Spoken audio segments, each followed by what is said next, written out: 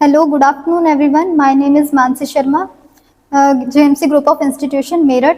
आज मैं डिस्कस करने जा रही हूँ इन्फेक्शन कंट्रोल। ये हमारा माइक्रोबायोलॉजी का टॉपिक है जीएनएम फर्स्ट ईयर में। ठीक है, आज हम जानेंगे इन्फेक्शन कंट्रोल के बारे में। इन्फेक्शन कंट्रोल यानी कि इन्फेक्शन को कंट्रोल करना, इन्फेक्शन को होने से रोकना, या फिर वो हो जाए तो उसको कैसे उसको मैनेज करना है, ये सब चीज़ें हम जानेंगे। ठीक है, इन्फेक्शन कंट्रोल होता क्या है? Infection control refers to the policies and procedures used to prevent the spread of infection particularly in health care setting. यानी कि इन्फेक्शन कंट्रोल उस चीज़ को कहा जाता है जो कि पॉलिसीज बनाई जाती हैं या फिर प्रोसीजर्स यूज़ किए जाते हैं इन्फेक्शन के स्प्रेड होने को रोकने के लिए। जैसे भी कोई भी इन्फेक्शन किसी ना किसी तरीके से स्प्रेड हो सकते हैं, जिससे कि हमें पता चल जाता है ये इन्फेक्शन किसी पर्सन से दूसरे पर्सन को ट्रांसफ़र हो सकता है, या फिर ये किसी पेशेंट की किसी सामान से ट्रांसफ़र हो सकता है। तो हम उसके लिए कुछ पॉलिसीज़ बनाते हैं, कुछ प्रोसीजर्स के तरीक़ों में चेंजेस लाते हैं, जिसकी वजह से वो इन्फेक्शन स्प्रेड होने से एक पर्सन से दूसरे पर्सन तक स्प्रेड ना हो। ठीक है, particularly in health care setting. ज़्यादातर हम ये काम हेल्थ केयर सेटिंग में यूज़ करते हैं। जैसे कि हॉस्पिटल में इन्फेक्शन होने के चांसेस ज़्यादा होते हैं, किसी पेशेंट से चला गया इन्फेक्शन किसी दूसरे पर्सन को, या उस पेशेंट से हेल्थ केयर वर्कर्स को हो गया, या फिर उसके पेशेंट के सामान से किसी को भी हो सकता है, या उसके स्पूटम से हो सकता है, या फिर उसके वॉमिट करने वाले कोई सब्सटेंस से हो सकता है। ठीक है, it includes practices such as hand hygiene, sterilisation, vaccination and use of PPE. PPE क्या है? Personal protective equipment. ठीक है, ये क्या ये इंक्लूड करता है ऐसी प्रैक्टिसेस को जैसे कि हैंड हाइजीन, स्टेरिलाइजेशन, जैसे कि हम अपने हाथों की साफ सफाई रखें, स्टेरिलाइजेशन रखें, वैक्सीनेशन कराए रखें। ठीक है, और जब भी हम कोई प्रोसीजर पेशेंट का करते हैं, कोई भी ऐसा प्रोसीजर जिसमें हमें इन्फेक्शन होने के चांसेस हैं, तो उसमें हम पीपीई यूज़ करें, personal protective equipment. Personal protective equipment में क्या क्या चीज़ें आ जाती हैं? हमारे ग्लव्स वगैरह, गाउन, आई शील्ड, ये सब चीज़ें हमारी पर्सनल प्रोटेक्टिव इक्विपमेंट में आ जाती हैं। नेक्स्ट हम आते हैं गोल ऑफ इन्फेक्शन कंट्रोल। ये इन्फेक्शन कंट्रोल को करने के लिए हमारे पास क्या गोल है, क्यों हम करते हैं इन्फेक्शन कंट्रोल, क्या होता है इससे इन्फेक्शन कंट्रोल को करने से? Prevent transmission of infectious disease. इससे हमारे जो इन्फेक्शियस डिसीज होती है उनका ट्रांसमिशन होने से बचता है, उनको हम प्रिवेंट कर सकते हैं। जब हम इन्फेक्शन कंट्रोल करने के सारी चीज़ें हम यूज़ कर लेते हैं, उससे हमारी जो इन्फेक्शियस डिसीज़ है वो ट्रांसमिट होने से बच जाती है। Protect patients and health care workers and visitors. इस इन्फेक्शन कंट्रोल के गोल से हम क्या कर सकते हैं? पेशेंट को और हेल्थ केयर वर्कर्स को, या फिर हॉस्पिटल में आने वाले लोग, विजिटर्स जो होते हैं, उनको प्रिवेंट कर सकते हैं, प्रोटेक्ट कर सकते हैं, इन्फेक्शन ना हो उनको। Reduce hospital acquired infections. इसमें हम हॉस्पिटल एक्वायर्ड जो इन्फेक्शंस होते हैं उनको भी कम कर सकते हैं। ये हॉस्पिटल एक्वायर्ड इन्फेक्शन हमारे वो हैं जो भी किसी भी पर्सन को हॉस्पिटल में आने के बाद हॉस्पिटल से जो इन्फेक्शन लग जाते हैं वो हमारे हॉस्पिटल एक्वायर्ड इन्फेक्शंस होते हैं, उनको भी हम रिड्यूस कर सकते हैं इस गोल से। कौन से गोल से? इन्फेक्शन कंट्रोल वाले गोल से। Promote anti microbial stewardship. इससे हम जो हमारा जो होता है ना एंटी माइक्रोबियल, जो हम उसको प्रमोट करते हैं कि हम सारी चीज़ें जो भी यूज़ करें एंटी माइक्रोबियल यूज़ करें, यानी कि जिसकी वजह से कोई भी माइक्रोब्स हमारा ग्रो ना कर सके, ऐसी चीज़ों को हम ज़्यादा प्रमोट करते हैं। फिर हम आते हैं नेचर ऑफ इन्फेक्शन कंट्रोल। जो भी हम ये इन्फेक्शन कंट्रोल करते हैं उन चीज़ों का क्या नेचर है, किस तरीके से उनको हम किस अकॉर्डिंग हम इन्फेक्शन को कंट्रोल कर पाते हैं। Infection control is based on principle of microbiology and epidemiology. Infection control हमारा इस चीज़ पे आधारित है, इस चीज़ पे बेस्ड है कि माइक्रोबायोलॉजी उस इन्फेक्शन की कैसी है और उसकी एपिडेमियोलॉजी क्या है। एपिडेमियोलॉजी यानी कि किस एनवायरनमेंट में और किस तरीके के पर्सन को वो ज़्यादा इन्फेक्शन होने के चांसेस हैं, या फिर किस एरिया में वो ज़्यादा होता है, किस एज के लोगों को, ये सब चीज़ें एपिडेमियोलॉजी में आ जाएगी। तो इस हिसाब से हम इन्फेक्शन को कंट्रोल करते हैं। जब हमें ये पता चल जाए किस तरीके के लोगों में ये इन्फेक्शन ज़्यादा हो सकता है, किस एज ग्रुप वाले में, और किस तरीके की कंडीशन रखने में ये इन्फेक्शन हमें हो सकता है, और उस इन्फेक्शन की हमें माइक्रोबायोलॉजी पता चल जाए कि वो जो इन्फेक्शन है वो बैक्टीरिया से हो रहा है, या वायरस से हो रहा है, या किसी फंगस से हो रहा है, इस तरीके से। It involves breaking the chain of infection and implementing standard precaution. तो ये जो हमारा इन्फेक्शन कंट्रोल का मेथड है क्या इन्वॉल्व करता है? It involves breaking the chain of infection. ये चेन ऑफ इन्फेक्शन, जो इन्फेक्शन की चेन है उसको ब्रेक करना इन्वॉल्व करता है कि जो चेन इन्फेक्शन की जो चेन फैली हुई है उसी को बीच से तोड़ दो। यानी कि एक पर्सन से अगर दूसरे पर्सन को फैल रहा है तो हमें पता चल जाना चाहिए कि वो एक पर्सन से दूसरे पर्सन को क्यों फैल रहा है। यानी कि एक पर्सन छींक रहा है, खांस रहा है दूसरे पर्सन को, इसलिए वो इन्फेक्शन लग रहा है। तो ऐसे में हम उस पर्सन को जिस भी पेशेंट से इन्फेक्शन लग रहा है या तो उस पेशेंट को आइसोलेट कर दें या फिर जो उससे लोग उसके कांटेक्ट में आने वाले लोग हैं उसको हम ये बोलें कि तुम अपनी प्रोटेक्शन के लिए इन्फेक्शन से चीज़ें यूज़ करो, जैसे कि फेस मास्क हो गया या फिर ग्लव्स हो गए। तो इस तरीके से जो इन्फेक्शन की जो चेन है एक पर्सन से दूसरे पर्सन, दूसरे से तीसरे, वो ब्रेक डाउन हो जाएगी वो चेन। ठीक है, और इसीलिए हम इम्प्लीमेंट करते हैं स्टैंडर्ड प्रिकॉशंस। स्टैंडर्ड प्रिकॉशंस होते हैं जो कि हमारी WHO के अकॉर्डिंग हमें प्रिकॉशंस रखनी चाहिए। जैसे कि कोई भी स्टाफ हॉस्पिटल में, डॉक्टर्स हैं, नर्सेस हैं या फिर और भी हेल्थ केयर वर्कर्स हैं, उनको सिखाया जाता है प्रिकॉशंस, स्टैंडर्ड प्रिकॉशंस, कि आपको पेशेंट को टच करने से पहले क्या मतलब हैंड वॉशिंग करना चाहिए या उसके बाद भी तुम्हें हैंड वॉशिंग करना चाहिए, कोई प्रोसीजर करते हुए ग्लव्स पहनने चाहिए। तो ये सब चीज़ें हमारी जो हैं स्टैंडर्ड प्रिकॉशंस से हम यूज़ करते हैं। तो ये हमें हॉस्पिटल में रहते हुए इन्फेक्शन को रोकने के लिए ये चीज़ें यूज़ करनी पड़ती हैं। अब हम बात करते हैं की प्रिंसिपल्स। जो हमारा इन्फेक्शन कंट्रोल है इसमें हमारे क्या की प्रिंसिपल्स आ रहे हैं, किस तरीके से हम इन्फेक्शन को होने से रोकते हैं। हैंड हाइजीन, हैंड हाइजीन हमारा बहुत इंपॉर्टेंट है इन्फेक्शन को रोकने के लिए। PPE, personal protective equipment, and I protection, environmental cleaning, ये सब क्या है हमारे इन्फेक्शन को रोकने के तरीके। Sterilisation and disinfection, isolation, precaution. ठीक है, अब हम ये जानेंगे ये क्या क्या। हैंड हाइजीन हमारा है हैंड वॉश करना है अच्छे से सॉप से और वाटर से, या फिर अगर हम हैंड वॉश कर चुके हैं उसके बाद भी हमें कोई प्रोसीजर में कुछ अपने आप को क्लीन करना अपने हाथों को, तो हम अल्कोहल बेस्ड भी यूज़ कर सकते हैं, सैनिटाइजर। इस तरीके से हम अपने हैंड को हाइजीन करने के हमारे पास तरीके हैं। सॉप भी यूज़ कर सकते हैं और अल्कोहल सैनिटाइजर भी हम यूज़ कर सकते हैं। फिर आता है हमारा पर्सनल प्रोटेक्टिव इक्विपमेंट। PPE में हमारे क्या यूज़ होते हैं, ग्लव्स, मास्क, गाउन, ऐसी ऐसी चीज़ें हमारी यूज़ होती है पर्सनल प्रोटेक्टिव इक्विपमेंट में। ये भी हम किसी पेशेंट की कोई भी प्रोसीजर करने जा रहे होते हैं तब हमें ये सब चीज़ें यूज़ करनी पड़ती है, PPE के सारे आर्टिकल्स। आई प्रोटेक्शन भी हम करते हैं, किसी भी पेशेंट से हमें कोई एलर्जी आइज में हो जाए तो उसको भी बचाने के लिए हम आई शील्ड यूज़ करते हैं। एनवायरमेंटल क्लीनिंग, अपना हॉस्पिटल का एनवायरनमेंट हमारा बहुत क्लीन होना चाहिए, क्योंकि हॉस्पिटल में तरह तरह के पेशेंट आते हैं, उनसे डिफरेंट डिफरेंट तरीके का इन्फेक्शन लग सकता है, तो हमारा पूरा एनवायरनमेंट क्लीन होना चाहिए। वहाँ का रूम, वहाँ का आसपास का एरिया, है ना। Regular disinfection of hospital surface and instruments, यानी कि वहाँ का जो सरफेस है उसको तो हमें डिसइंफेक्ट करना ही करना है और साथ में हमें इंस्ट्रूमेंट्स को भी डिसइंफेक्ट करना है, उनको भी क्लीन रखना है, क्योंकि वो भी उस एनवायरनमेंट पे रह के गंदे हो सकते हैं, तो उसको भी हमें साफ करना है। फिर आता है हमारा स्टेरिलाइजेशन एंड डिसइंफेक्शन। स्टेरिलाइजेशन भी हमारी वही टेक्निक है जिसमें हम किसी भी इंस्ट्रूमेंट को या फिर वहाँ का मतलब एरिया को स्टेरिलाइज करते हैं, बिल्कुल क्लीन करते हैं, मतलब माइक्रोब्स फ्री करते हैं कि कोई भी बैक्टीरिया, वायरस, माइक्रोब्स ना हो। Ensuring medical equipments is free from microbes। कैसे करते हैं हम कि कोई भी हमारा मेडिकल इक्विपमेंट्स है, कुछ भी जो हम सामान यूज करते हैं इंस्ट्रूमेंट ही सही, तो वो फ्री फ्रॉम माइक्रोब्स हो, ये हम एंश्योर करते हैं स्टेरिलाइजेशन और डिसइंफेक्शन से। फिर आता है हमारा आइसोलेशन प्रिकॉशंस। आइसोलेशन का मतलब क्या होता है, अलग रखना।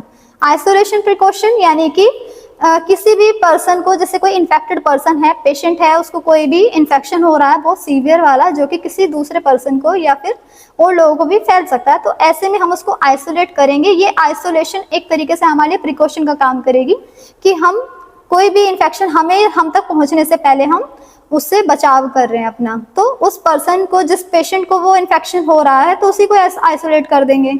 आइसोलेशन प्रिकॉशन में preventing contact with infected individuals, जब हम उस पर्सन को आइसोलेट कर देंगे तो हमारा उस पर्सन से कांटेक्ट कम हो जाएगा, तो हमें इन्फेक्शन होने के चांसेस कम हो जाएंगे।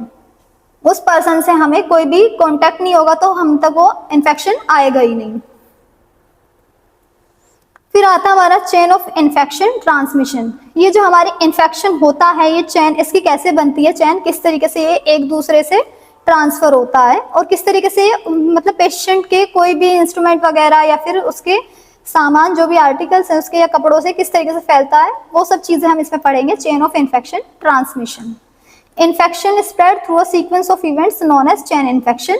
तो चेन ऑफ इन्फेक्शन ट्रांसमिशन होती क्या है, इन्फेक्शन जिस तरीके से हमारा स्प्रेड होता है सीक्वेंस ऑफ इवेंट्स में, वन बाय वन किस किस तरीके से वो इवेंट मतलब उन इवेंट्स में हमारा ट्रांसफर हो रहा है, उस चीजों को हम बोलते हैं चेन ऑफ इन्फेक्शन। ये देखो हमारे बैक्टीरिया बहुत सारे पैथोजेंस यहाँ पे दिखाए हुए हैं। ये सब चीजें हमारे इन्फेक्शन में दिखाई देते हैं, या तो कोई बैक्टीरिया है या तो कोई वायरस है या फिर कोई फंगस है। फिर हम इसको कंटिन्यू करते हैं इन्फेक्शियस एजेंट्स। सबसे पहले हम जानते हैं इन्फेक्शियस एजेंट्स क्या हैं। एजेंट्स मतलब जो भी उस इन्फेक्शन के थ्रू हमारी बॉडी में या फिर उस पेशेंट की बॉडी में है क्या, वो एजेंट क्या है। वो कोई भी बैक्टीरिया हो सकता है या कोई वायरस या फिर कोई फंजाई या फिर कोई पैरासाइट्स जो कि डिसीज को कोज कर रहा है। फिर हम बात करते हैं रिजर्वोयर। रिजर्वोयर क्या होता है, the natural habitat of the pathogens, यानी कि किस कंडीशन में या फिर किस जगह में वो जो इन्फेक्शियस एजेंट्स है वो सरवाइव कर रहा है। नेचुरल हैबिटाट होता है उस पैथोजेंस के लिए वो रिजर्वोयर। तो जैसे कि किसी ह्यूमन की बॉडी में रह सकता है, किसी एनिमल के अंदर रह सकता है, किसी मिट्टी में भी पाया जा सकता है। वो रिजर्वोयर हमारा, रिजर्वोयर वो प्लेस है जिसमें वो हमारा इन्फेक्शियस एजेंट रह सकता है। फिर आता है हमारा पोर्टल ऑफ एग्जिट। कैसे वो जो पैथोजेंस होते हैं वो अपने प्लेस से दूसरी जगह कैसे जाते हैं। अगर वो किसी एक जगह पे हैं, यानी कि किसी पर्सन के ब्लड में या फिर सलाइवा में कहीं पे भी मतलब उसकी बॉडी में है, तो वो दूसरे पर्सन तक कैसे जाएगा। पोर्टल ऑफ एग्जिट हम उसको बोलते हैं पैथोजेंस के लिए। Pathogens leave the reservoir. वो जो पैथोजेंस हैं वो रिजर्वोयर को, यानी कि जिस प्लेस पे हैं उसको छोड़ के कैसे जाएंगे, जैसे कि सलाइवा के थ्रू, है ना, ब्लड के थ्रू और फिसिस के थ्रू जा सकते हैं। जैसे कि हमारा जो सलाइवा है वो किसी दूसरे पर्सन को टच हो गया, या फिर एनिमल का भी सलाइवा हमें टच हो गया, या फिर हमने किसी भी पर्सन को अपना ब्लड ट्रांसफ्यूज किया, या फिर किसी पेशेंट ने ब्लड ट्रांसफ्यूज किया और उस पेशेंट को कोई भी इन्फेक्शन था, वो उस ब्लड के थ्रू दूसरे पर्सन में ट्रांसफर हो जाएगा। फीसिस, जैसे कि एनिमल्स होते हैं, एनिमल्स की जो फीसिस है वो एनवायरनमेंट में खुली रहती है, एनवायरनमेंट में मिट्टी में रहती है, और जो गांव के लोग होते हैं मिट्टी में ज़्यादा काम करते हैं और वहीं पे जो है एनिमल्स उनकी फीसिस रहती है, तो उससे उनको भी क्या हो सकता है, इन्फेक्शन हो सकता है। अगर वो किसी ऐसे एनिमल की है जिसको इन्फेक्शन, कोई सीवियर इन्फेक्शन है, तो ये क्या हो गया हमारा पोर्टल ऑफ एग्जिट, कि कोई भी पैथोजेंस किसी भी एक पर्सन की बॉडी से दूसरी जगह कैसे बाहर जा सकता है, सलाइवा के थ्रू, ब्लड के थ्रू और फिसिस के थ्रू। फिर आता है हमारा मोड ऑफ ट्रांसमिशन, किस किस तरीके से हमारा जो है इन्फेक्शन ट्रांसमिट कर सकता है। हाउ द पैथोजेंस स्प्रेड, कैसे वो पैथोजन फैल सकता है। डायरेक्ट कॉन्टैक्ट से भी हो सकता है और एयरबोर्न से भी हो सकता है। डायरेक्ट कॉन्टैक्ट, हम किसी पेशेंट के डायरेक्ट कॉन्टैक्ट में आ गए, है ना, उसने छींका या खांसा, वो हम तक टच हो गया, या फिर हम उसका झूठा खाना पानी ये सब खा पी रहे हैं, तो उससे भी हम एक तरीके से डायरेक्ट कॉन्टैक्ट में आ गए। ठीक है। एयरबोर्न, जैसे कि कोविड था, कोविड एयरबोर्न के तरीके से फैलता था, ठीक है, क्योंकि छींकते हैं वो पर्सन, खांसते हैं कोविड वाले, तो उसी एयर में मतलब उसी एनवायरनमेंट में हम भी उस एयर से ऑक्सीजन ले रहे हैं, तो हम तक भी वो इन्फेक्शन फैल रहा था। तो एयरबोर्न वो होते हैं जो हवा में भी इन्फेक्शन मतलब हवा से भी हमें फैल सकते हैं। फिर आता हमारा पोर्टल ऑफ एंट्रेंस, वो वहां से तो बैक्टीरिया या फिर वायरस जो भी था वो निकल गया बॉडी से, लेकिन हम तक वो कैसे एंट्री करेगा, है ना। पोर्टल ऑफ एंट्रेंस वो है how the pathogens enters the new host. पहले वो एक के पास था, एक की बॉडी में था, अब वो दूसरे के पास कैसे जाएगा, दूसरा को उसका जो होस्ट बनेगा उसके में वो एंटर कैसे करा। एग्जाम्पल ब्रोकन स्किन या फिर रेस्पिरेटरी ट्रैक्ट के थ्रू हो जाएगा, क्योंकि रेस्पिरेटरी ट्रैक्ट हमारा ज्यादा ओपन रहता है ना। रेस्पिरेटरी ट्रैक्ट हमने नोज के थ्रू हमने ऑक्सीजन ली, ऑक्सीजन के साथ साथ कोई भी इन्फेक्टेड बैक्टीरिया या फिर वायरस भी हमारी बॉडी के अंदर एंटर हो गए, है ना। हमारी ब्रोकन स्किन है, मतलब हमें कोई कट लगा, हमारी स्किन में कोई इंजरी हुई, है ना, वो ओपन हो गई और उसी के साथ साथ किसी बैक्टीरिया ने भी एंट्री ले ली, है ना। इसीलिए कहते हैं कुछ भी लोहा हमें लग जाता है ना, लोहे से कट लगता है, तो उस लोहे में कुछ ना कुछ बैक्टीरिया मौजूद हो तो वो कट के थ्रू हमारी बॉडी में एंटर कर जाता है ब्रोकन स्किन में। तो ये क्या है, पोर्टल ऑफ एंट्रेंस है कि कैसे एक जगह से दूसरी जगह वो बैक्टीरिया या फिर कोई भी पैथोजन एंट्री करता है किसी दूसरे होस्ट के अंदर, न्यू होस्ट के अंदर। फिर आता हमारा ससेप्टिबल होस्ट। ये तो हमने जान लिया कि दूसरे होस्ट के अंदर जाता है, लेकिन ऐसा तो नहीं होता ना कि सभी लोगों के अंदर कोई भी बैक्टीरिया फिर पैथोजन तुरंत एंट्री कर जाएगा, है ना। एक पेशेंट के कांटेक्ट में 20 पर्सन आए, अब जरूरी तो नहीं है 20 के 20 अफेक्टेड हो जाएंगे, कुछ उसमें से उसके होस्ट बनेंगे उसके डिसीज के, इन्फेक्शन के, कुछ नहीं बनेंगे। तो इसलिए हम देख रहे हैं ससेप्टेबल होस्ट, यानी कि वो होस्ट जो ज्यादा उस पर्सन के लिए ससेप्टेबल है, वो ज्यादा उस पर्सन की इन्फेक्शन को ले लेंगे अपने अंदर। ठीक है, वो कौन ऐसे होस्ट होते हैं, मतलब कैसे, कौन वो पर्सन होता है जिनको ज्यादा से ज्यादा इन्फेक्शन लगने के चांसेस हो जाते हैं। तो वो इंडिविजुअल हैं, individual with weekend immune system और अंडरलाइंग हेल्थ कंडीशंस, यानी कि वो पर्सन जिनका इम्यून सिस्टम कमजोर है ना, या फिर उनकी हेल्थ कंडीशन अच्छी नहीं है, वो बीमारी के कारण उनका इम्यून सिस्टम अच्छा नहीं है। तो जिन लोगों का इम्यून सिस्टम अच्छा नहीं होता उनको, मतलब उनकी बॉडी इन्फेक्शन को जल्दी कैच कर लेती है, और जिनका इम्यून सिस्टम बहुत अच्छा होता है उनकी बॉडी के पास वो अगर बैक्टीरिया आया भी थोड़ी सी क्वांटिटी में, तो उनका इम्यून सिस्टम उससे पहले ही लड़ लेगा और वो बैक्टीरिया ग्रो ही नहीं कर पाएगा। ठीक है, तो इसलिए हम देख रहे हैं ससेप्टेबल होस्ट किन लोगों को दूसरे पर्सन से बीमारियां होने के ज्यादा चांसेस होते हैं, यानी कि जिनका इम्यून सिस्टम या फिर हेल्थ कंडीशन की वजह से कोई ना कोई उनकी बॉडी में खराबी है। फिर आता हमारा डिफेंस अगेंस्ट इन्फेक्शन। ठीक है, ये सब चीजें हमने अभी तक पढ़ी कि कैसे कोई भी पर्सन से बैक्टीरिया एंड मतलब बाहर जाता है उसकी बॉडी से, और कैसे दूसरे पर्सन के अंदर आता है। फिर उसके बाद उसकी बॉडी में वो बैक्टीरिया दूसरे पर्सन के अंदर आता है, न्यू होस्ट के अंदर, तो उसकी बॉडी भी तो इन्फेक्शन के अगेंस्ट लड़ती है ना, कुछ डिफेंस रखती है। तो उन डिफेंस अगेंस्ट इन्फेक्शन के बारे में हम पढ़ेंगे, वो कौन कौन से हमारे डिफेंस होते हैं, जैसे कि natural and acquired immunity. Natural और एक्वायर्ड इम्यूनिटी कौन सी होती है, जो हमने नेचुरली एक्वायर्ड करी है, मतलब जब भी हमने कोई भी बच्चा पैदा होता है फिर उसके बाद जो है वो एक्वायर्ड इम्यूनिटी लेता है जो कि उसको नेचुरली मिलती है, वो है हमारी नेचुरल एंड एक्वायर्ड इम्यूनिटी। तो ये जो नेचुरल एंड एक्वायर्ड इम्यूनिटी है हमारी, वो भी हमारी दो टाइप्स की हैं। The body has two main types of defence against infection. तो हमारी बॉडी के दो टाइप के डिफेंस अगेंस्ट इन्फेक्शन है, एक तो नेचुरल है, नेचुरल को हम इनेट भी बोलते हैं। ठीक है, तो अब हम पहले इस नेचुरल इनेट इम्यूनिटी के बारे में पढ़ लेते हैं। नेचुरल इनेट इम्यूनिटी में हमारे क्या क्या चीजें आ जाती हैं, physical barriers, chemical barriers, cellular defence, inflammatory response. तो ये जो हमारा फिजिकल बैरियर है, फिजिकल बैरियर में मतलब हमारी स्किन में, हमारे म्यूकस में, हमारे मेम्ब्रेन्स में, हमारे सिक्रेशंस में जो हमारे इम्यूनिटी मौजूद है, यानी कि डिफेंस अगेंस्ट इन्फेक्शन चीजें हमारी मौजूद है, यानी कि हमारी जो स्किन है उसमें भी कुछ इम्यूनिटी ऐसी है जो कि कोई भी बैक्टीरिया को या फिर पैथोजेंस को हमारी बॉडी में एंटर करने से पहले उसके ऊपर अटैक करेगी, उसको हमारी बॉडी में इजीली नहीं आने देगी।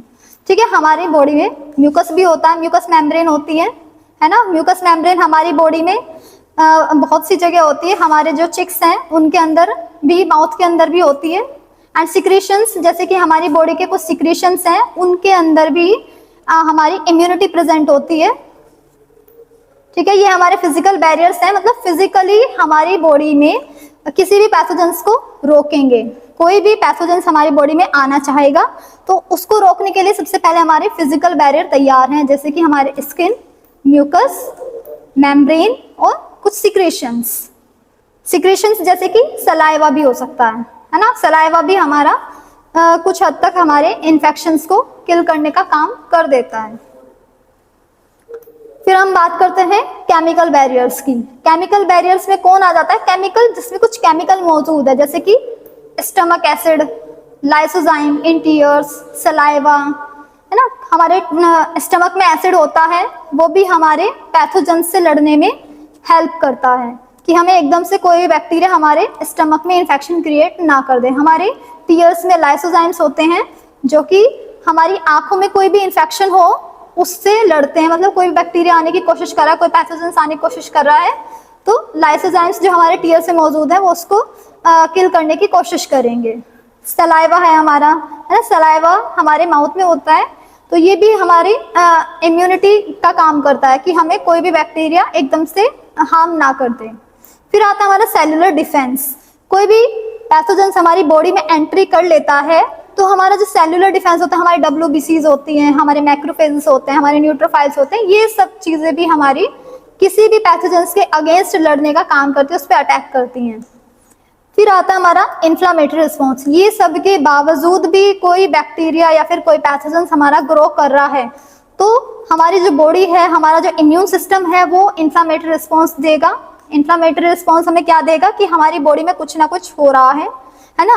खुद सपोज करो कि अगर कोई भी पैथोजेंस है हमारी बॉडी में ग्रो कर जाए और हमारा इन्फ्लामेटरी रिस्पॉन्स ना आए, ना तो हमें कोई स्वेलिंग हो रही, ना कोई रेडनेस हो रही, ना कोई फीवर हो रहा, ना ये सब चीजें नहीं हो रही, तो हमें कैसे पता चलेगा कि हमारी बॉडी में कुछ हुआ है ना। तो ये इन्फ्लामेटरी रिस्पॉन्स हमारा तब एक्टिव होता है जब हमारी बॉडी में कोई भी पैथोजेंस की एंट्री हो जाती है और हमारे जो भी डिफेंस मैकेनिज्म है ये हमारा लड़ने की कोशिश कर रहे हैं। तो हमें स्वेलिंग भी होती है किसी भी जगह जब पैथोजेंस हमारा एंट्री कर जाता है, रेडनेस भी आ सकती है, फीवर भी हो जाता है रिएक्शन के तौर पे उस पैथोजेंस की वजह से। फिर आता हमारा दूसरी टाइप की हमारी इम्यूनिटी थी, एक्वायर्ड एडेप्टिव इम्यूनिटी, यानी कि ये जो इम्यूनिटी है हम एक्वायर्ड करते हैं। एक तो हमारी नेचुरली हमें मिल रही थी और ये हम एनवायरनमेंट से एक्वायर्ड करते हैं, ठीक है। ये हमारी कौन से तरीके की हैं, active immunity, passive immunity. Acquired immunity के हमारे टाइप्स कौन से हो गए, active immunity, passive immunity. Active immunity हमारी कब प्रोड्यूस होती है, जब कोई हमारी बॉडी में इन्फेक्शन आता है, कोई भी पैथोजन एंट्री करता है तो उसके अगेंस्ट हमारी बॉडी क्या बनाती है, एंटीबॉडीज बनाती है, ठीक है। या फिर जब हमें कोई वैक्सीनेशन होता है, हमारा वैक्सीन लगती है, उसकी कुछ ड्रॉप हमारे पैथोजेंस की हमारी बॉडी में जाती है वैक्सीनेशन के थ्रू और तुरंत हमारी बॉडी उसके लिए जो एंटीबॉडीज बनाती है वो हमारा नेक्स्ट टाइम पे वो पैथोजन हमारा एंट्री करेगा तो उसके खिलाफ हमारी बॉडी में बहुत सारी एंटीबॉडीज मौजूद होगी, जिसकी वजह से वो इन्फेक्शन हमारी बॉडी में ग्रो नहीं कर पाएगा। फिर आता है हमारा पैसिव इम्यूनिटी। पैसिव इम्यूनिटी हमारी टेम्पररी इम्यूनिटी होती है फ्रॉम मैटरनल एंटीबॉडीज और एंटीबॉडी इंजेक्शन। ये हमें पैसिव इम्यूनिटी कैसे मिलती है, मैटरनल एंटीबॉडीज से मिलती है, मतलब हमारी मदर से, और एंटीबॉडीज इंजेक्शन मतलब वो इंजेक्शन से हमें वो एंटीबॉडीज हमारी बॉडी में डेवलप होती है। फिर आता है हमारा हॉस्पिटल एक्वायर्ड इन्फेक्शंस। अभी हमने कुछ देर पहले पहली स्लाइड में बात करी थी कि हमें हॉस्पिटल एक्वायर्ड इन्फेक्शन भी हो जाते हैं। हॉस्पिटल में जाने के बाद जो हमें इन्फेक्शन हॉस्पिटल से मिलते हैं वो हमारे हॉस्पिटल एक्वायर्ड इन्फेक्शन। अब इसके बारे में बात करते हैं, ये इन्फेक्शंस हमारे क्या हैं। हॉस्पिटल एक्वायर्ड इन्फेक्शन और nosocomial infections. Hospital acquired infections को हम नोजोकोमियल इन्फेक्शंस भी कहते हैं। ये हमारे वो इन्फेक्शन हैं are infection acquired in a health care setting, यानी कि जो कि हमें हेल्थ केयर सेटिंग में जाने के बाद होते हैं, यानी कि हॉस्पिटल के एनवायरनमेंट से हमें हो जाते हैं। दे अकर 48 आवर्स और more after hospital admission and are not present at the time of admission. ये कब होते हैं, हमें 48 आवर्स के अंदर, जब हम हॉस्पिटल में रुके हुए होते हैं। हॉस्पिटल के एडमिशन से पहले ये इन्फेक्शन हमें हमारी बॉडी में नहीं प्रेजेंट होता, ये वहां पे रुकने के बाद ही हमें इन्फेक्शन होता है, ठीक है। तो ये है हमारा हॉस्पिटल एक्वायर्ड इन्फेक्शन, जो कि हमें हॉस्पिटल में हेल्थ केयर सेटिंग में होता है 48 आवर्स के अंदर, ठीक है। और ये हॉस्पिटल में एडमिशन से पहले हमारी बॉडी में प्रेजेंट नहीं था। फिर हम आते हैं common hospital acquired infections. Hospital acquired infections तो हमें पता चल गया हॉस्पिटल में होने वाले इन्फेक्शंस, लेकिन वो कौन से कॉमन तरीके के हॉस्पिटल एक्वायर्ड इन्फेक्शंस हो सकते हैं। यूटीआई, यूरिनरी ट्रैक्ट इन्फेक्शन, ये किस लिए कॉज होता है, ज्यादातर often cause by catheter use. ज्यादातर जो पेशेंट को हॉस्पिटल में जाने के बाद कैथेटर यूज कराया जाता है, कैथेटर उनको प्रोसीजर के थ्रू डॉक्टर एडवाइस करते हैं, तो उनको भी ज्यादातर ये इन्फेक्शंस होने के चांसेस हो जाते हैं। मतलब उनको कैथेटर हमने यूज करा दिया, उस कैथेटर्स पे भी कोई ना कोई बैक्टीरिया या फिर कोई पैथोजेंस ग्रो कर सकते हैं, तो वो हमें यूटीआई हो किसके कारण हो रहा है, कोई भी कैथेटर यूज करने की वजह से, ठीक है। फिर हम आता है न्यूमोनिया, ठीक है। यूटीआई भी हो सकता है हमें हॉस्पिटल में जाके, न्यूमोनिया भी हो सकता है। कॉमन इन वेंटिलेटेड पेशेंट, और ज्यादातर ये जो निमोनिया होता है किसमें कॉमन होता है, वेंटिलेटेड पेशेंट्स में ज्यादा कॉमन होता है निमोनिया। निमोनिया हमारे रेस्पिरेटरी डिसऑर्डर है और रेस्पिरेटरी डिसऑर्डर ज्यादातर हमें वेंटिलेटेड पेशेंट के अंदर देखने को मिलते हैं। थर्ड हमारा सर्जिकल साइट इन्फेक्शंस है, जो मतलब जिन पेशेंट की सर्जरी हुई है उनको ये इन्फेक्शंस ज्यादा हो सकते हैं, वो सर्जिकल साइट इन्फेक्शंस है due to poor aseptic techniques, यानी कि उस मतलब जिस भी पर्सन की सर्जरी हुई है उस साइट पे उसकी एसेप्टिक टेक्निक अच्छी नहीं हो रही, मतलब एंटीसेप्टिक टेक्निक जो है वो खराब है। एंटीसेप्टिक यानी कि इन्फेक्शन फ्री टेक्निक ज्यादा अच्छे से यूज नहीं हो रही, तो ऐसे में उस पर्सन को सर्जिकल साइट वाले इन्फेक्शन मतलब सर्जिकल साइट वाले इन्फेक्शंस हो सकते हैं। जैसे कि किसी पर्सन की सर्जरी हुई हेड की या फिर और कहीं भी किसी जगह की, हार्ट की या फिर पैर की, कोई भी ऑर्थोपेडिक सर्जरी वगैरह कुछ भी सर्जरी हुई, उस पार्ट में हमें इन्फेक्शन ग्रो कर जाता है, तो ऐसे में उसका रीजन क्या हो सकता है, सर्जिकल साइट इन्फेक्शन का पुअर एसेप्टिक टेक्निक। ठीक है। और दूसरा हमें ब्लड स्ट्रीम इन्फेक्शंस भी हो सकते हैं। हॉस्पिटल एक्वायर्ड इन्फेक्शन में ब्लड स्ट्रीम इन्फेक्शन हमारे हो सकते हैं जब किसी पेशेंट को सेंट्रल लाइन डली होती है, तो वो डायरेक्टली हमारी ब्लड स्ट्रीम से कनेक्टेड है और उसमें हमारा कोई भी इन्फेक्शन ग्रो कर जाता है, उसको हम बोले हैं ब्लड स्ट्रीम इन्फेक्शंस। ठीक है। अब हम बात करते हैं कॉमन पैथोजेंस इन HAI। तो जो हमारे हॉस्पिटल एक्वायर्ड इन्फेक्शन में हमने बात करी है, न्यूमोनिया हो जाता है या फिर यूरिनरी ट्रैक्ट इन्फेक्शन हो जाता है, तो इतने सारे इन्फेक्शन के में हमारे वो पैथोजेंस क्या हो सकते हैं कॉमनली जो कि इन्फेक्शन क्रिएट कर रहे हैं, जैसे कि staphylococcus aureus bacteria, MRSA, klebsiella pneumonia, pseudomonas, aeruginosa viruses, hepatitis B, hepatitis C, HIV, fungi, candida species. तो ये हमारे कुछ कॉमन पैथोजेंस हैं जो हॉस्पिटल एक्वायर्ड इन्फेक्शंस हमें क्रिएट कर सकते हैं। ठीक है। फिर हमारा आता है prevention of hospital acquired infections. अब ये हॉस्पिटल के एनवायरनमेंट से हमें इन्फेक्शन तो हो जाते हैं, लेकिन इनसे भी तो हमें बचना है ना, तो उसके लिए हम क्या यूज करते हैं, prevention of hospital acquired infection. तो प्रिवेंट करने के तरीके क्या हैं, हैंड हाइजीन कंप्लायंस। ठीक है। हैंड हाइजीन कैसे, proper sterilization of medical equipment. Hand hygiene हमें अच्छे से करना होता है और प्रॉपर तरीके से हमें स्टेरिलाइजेशन करना होता है मेडिकल इक्विपमेंट का। ठीक है। Rational use of antibiotics to prevent resistance. Rational use of antibiotics यानी कि वो एंटीबायोटिक पर्टिकुलर किसी इन्फेक्शन के लिए जो हम यूज करते हैं, हम वो अच्छे से मतलब डॉक्टर के प्रेस्क्रिप्शन पे सही से हम एंटीबायोटिक्स का यूज करें किसी भी इन्फेक्शन से बचने के लिए। Use of isolation room for infected patients, यानी कि हम इन्फेक्टेड पेशेंट्स के लिए आइसोलेटेड रूम यूज करें। ये नहीं कि जो हेल्दी पेशेंट हैं और जो पेशेंट इन्फेक्टेड हैं, मतलब जो हेल्दी पर्सन है और पेशेंट उनका सेम रूम है, तो उससे क्या होगा, जो अनहेल्दी है इन्फेक्टेड पेशेंट है उनको तो इन्फेक्शन है और वो दूसरे को भी ट्रांसफर हो जाएगा। तो इसलिए हम क्या यूज करते हैं, आइसोलेशन रूम यूज करते हैं इन्फेक्टेड पेशेंट्स के लिए। जिस किसी पेशेंट को सीवियरली कोई इन्फेक्शन है वो ट्रांसफर दूसरे को हो सकता है, किसी स्टाफ को भी हो सकता है, या फिर हॉस्पिटल में जो कोई विजिटर्स हैं उनको भी हो सकता है, हॉस्पिटल में अदर हेल्थ केयर वर्कर्स हैं उनको भी हो सकता है। तो इसलिए इन सब चीज़ों से बचने के लिए, यानी कि इन्फेक्शन से बचने के लिए हम क्या करते हैं, use of isolation room for infected patients. Thank you. अगर किसी की कोई भी क्वेरी, कोई भी डाउट्स है तो आप कमेंट सेक्शन में कमेंट करके अपना डाउट्स पूछ सकते हैं।